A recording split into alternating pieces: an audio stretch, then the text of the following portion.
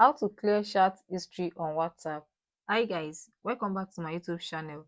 In this video, I'm going to show you how to clear chat history on WhatsApp. If at the end of this video guys you find it so helpful, don't forget to like and subscribe.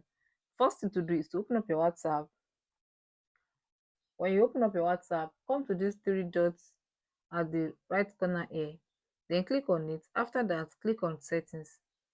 Then under this page guys, just scroll up and search for chat. Click on chat.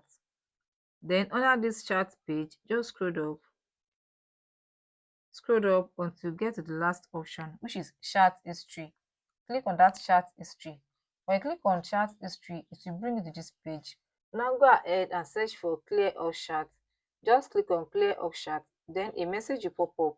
Also delete media received in chat from the device gallery. If you want to clear it off, or just go ahead and check the buttons, delete stale messages, then check the button. Then you can go ahead and click on clear chat. So guys, that is how to clear chat on WhatsApp. If you find this video so helpful, don't forget to like and subscribe.